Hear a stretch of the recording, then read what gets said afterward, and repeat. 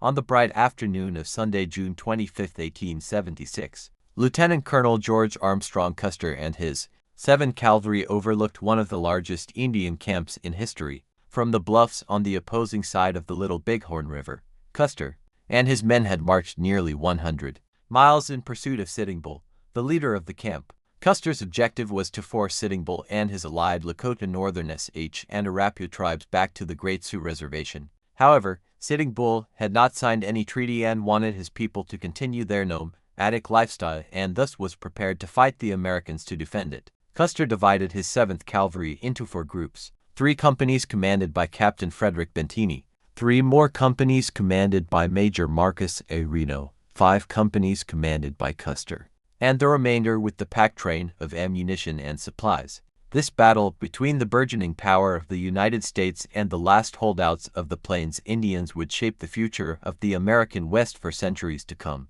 On April 29, 1868, the United States and parts of the Sioux Nation signed the Second Treaty of Fort Laramie, establishing the borders of the Great Sioux Reservation. The treaty stipulated that the Indians would not attack American railroad, roads, or settlers and instead would rely on government subsidies for survival. The United States government focused on expanding its influence westward, wanted the Indians to adopt a more American lifestyle and live permanently in reservations. However, some tribes of the Sioux did not sign this treaty and thus did not feel obligated to comply with its terms. The leader of these non-treaty Indians, Sitting, did not sign the treaty and was strongly opposed to living on a reservation. In 1874, the U.S. Army sent George Custer on an expedition into the Black Hills in search of a good position for an American fort and also in an attempt to discover rumored gold in the Black Hills. A small amount of gold was discovered, which led to an influx of American settlers in the region. The expedition was in complete violation of the Treaty of Fort Laramie and led to additional tensions with the Sioux. In 1875, the United States government ordered all non-reservation Indians to return to the reservation by January 31, 1876, or face military action from the United States. By January 31st, the non-treaty Indians had not come back to the reservation. So, America geared up for battle. Throughout the spring of 1876, the U.S. Army devised a plan to force the non-treaty Indians onto the Great Sioux Reservation.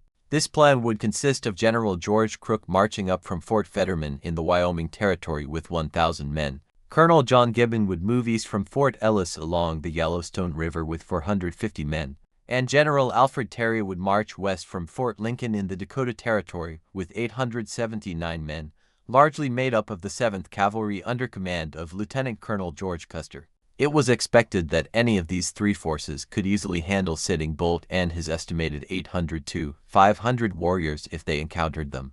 Furthermore, it was expected that if one of these groups found the camp without the other 2, they would still attack it, as the Indians were infinitely more mobile than the Americans and their movement patterns were extremely unpredictable. On June 4th, a Sundance ceremony was held in the Deer Medicine Rocks. Sitting Bull received a vision of United States soldiers falling into his camp, and a great victory over the Bluecoats was prophesied. On June 10th, Major Marcus A. Reno and 6 companies of the 7th Cavalry were detached on a 10-day reconnaissance of the area between the Powder River and Tongue River to help locate Sitting Bull's camp. On June 17th, Krug's column was attacked around 10 a.m. by Lakota and Cheyenne, led by Crazy Horse along the Rosebud River. The Battle of the Rosebud would result in a slight Lakota victory and would force General Crook to retreat and wait for reinforcements. That same day, Major Reno returned from his scouting mission and had reported to General Terry that he discovered abandoned Lakota villages up the Rosebud Valley. So on June 22nd, Custer was detached with 12 companies of the 7th Cavalry, with orders to march up the Rosebud Creek in pursuit of Crazy Horse.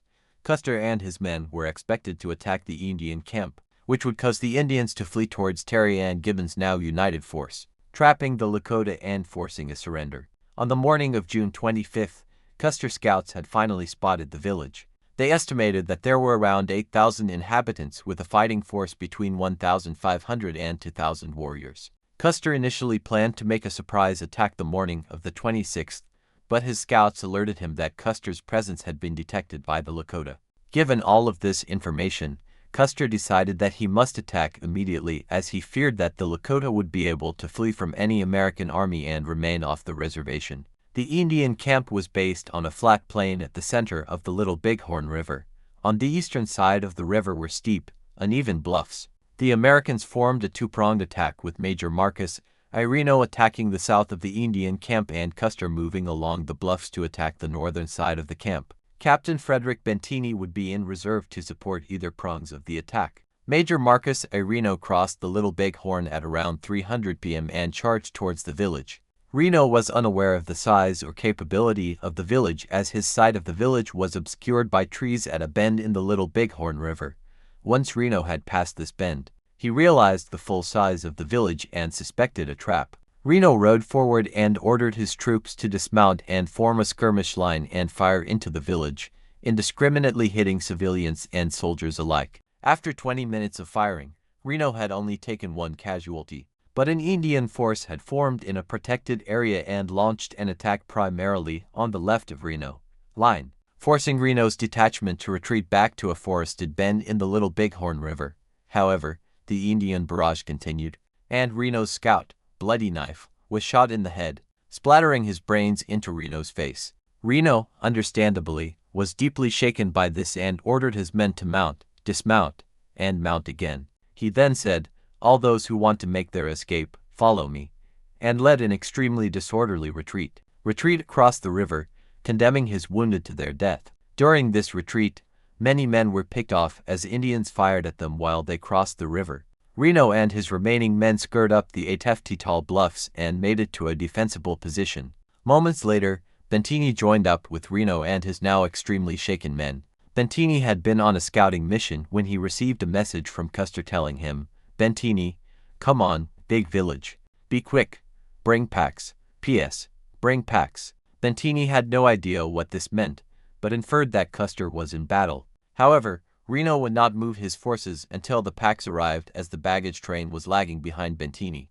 Reno, being the superior officer of the sector, had the power to overrule Bentini, who wanted to give aid to Custer as quickly as possible. The Indians, who were previously fighting the remainder of Reno's men, moved downstream towards Custer's detachment. It was around this time that firing from downstream was heard from the soldiers on Reno Hill, making it clear to the soldiers that Custer had been engaged somewhere downriver, but it was unclear where. Reno decided not to concern himself with the defense on the hill and instead went down the bluff to locate the body of one of his subordinates. While Reno descended the bluff, Bentini organized a defense on the hill. Captain Thomas Weir, disheartened by both of his commanders' lack of urgency, disobeyed orders and led his company out onto the bluffs to assist Custer. This inspired other soldiers on the hill and eventually Bentini to ride out after Weir. Captain Weir reached the northern point of the bluffs and could see a smoky battle about 4 miles away. Warriors can be seen firing at objects on the ground. The Americans at this point think that Custer had been driven off by the Indians. The Indians, now done with the northern battle, drifted back towards Weir and Bentini and began skirmishing with them along the bluff. Bentini withdrew his extended forces and made it back to Reno Hill, only losing 1 man. The force on Reno Hill would defend themselves from Indian fire until sundown. The next day, the Indians returned and tried to push their advantage from the southern end of the hill, but with the high ground and 300 men, Reno and Bentini were able to defend the hill, receiving few casualties. The Indian camp packed up and moved further down the valley after an unsuccessful assault on Reno Hill, marking the end of the Battle of Little Bighorn. What happened to Custer's detachment is largely conjecture, as much of the information is based off second-hand sources and is highly debated to this day. Custer during Reno's battle was moving up the bluffs along the northern side of the Little Bighorn River. He saw Reno effectively holding off the Indians at the first part of Reno's battle and continued to move north in an attempt to capture non-combatants in order to have a bargaining chip against the Indians. From here, Custer sends 3 companies under Captain Miles Ko to Loose Ridge to act as a marker for Bentini's arriving troops. Custer would move with Captain George Yates down Medicine Tail Gully towards the Little Bighorn River. When they arrived, Custer noticed that the village was completely deserted except for small amounts of Indian warriors. Company L under James Calhoun fired at the Indian warriors guarding the camp by the river. Due to this, Custer decided not to cross the river and instead to reunite with Captain Ko and move north to capture non-combatants. Custer would again keep Captain Ko atop Calhoun Hill, while Custer and Captain Yates along with their troops would try to locate a place to cross the river and capture the noncombatants, while Custer moved towards the Little Bighorn. The group of Indians who had fought against Reno crossed the river and approached the troops left on top of Calhoun Hill.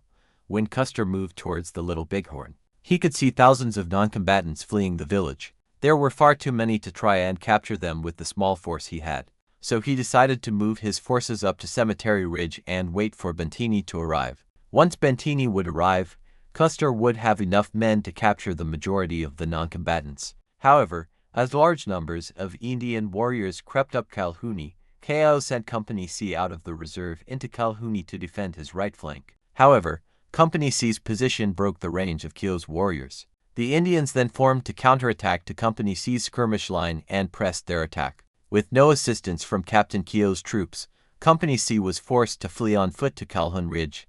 However, the attack smashed Company C and wiped out over half of their forces. James Calhoun decided to shift his skirmish line to the west to help the remainder of Company C. However, this new skirmish line did not defend against the Indians' position to the south. These warriors moved up and fired on the skirmish line.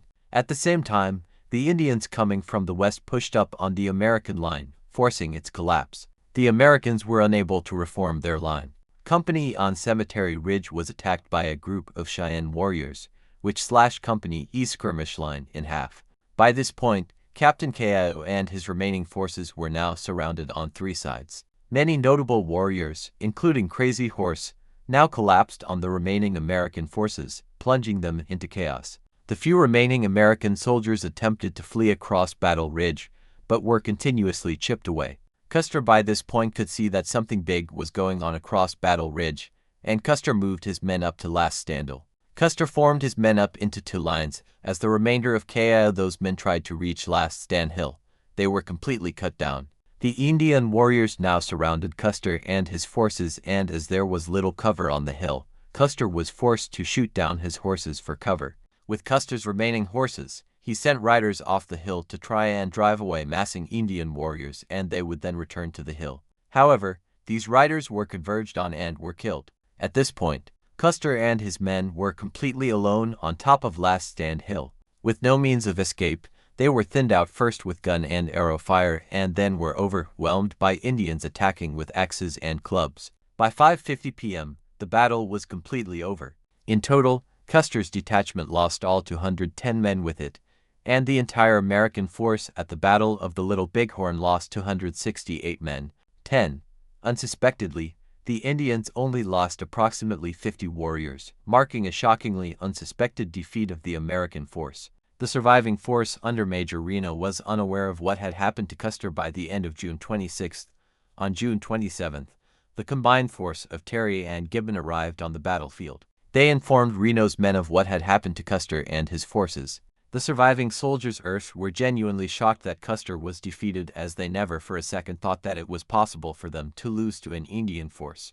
Although Sitting Bull and his forces stunned the Americans, the victory ended up costing them dearly.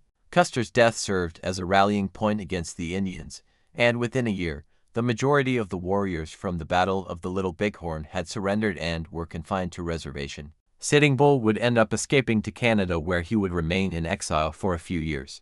Crazy Horse surrendered on May 6, 1877 and was confined to Pine Ridge Reservation. After a rumor got out that Crazy Horse was attempting to escape the reservation, American soldiers attempted to arrest him, and in a struggle, Crazy Horse was stabbed and died. Indian resistance would continue against America until Killed the Wounded Knee Massacre in 1890.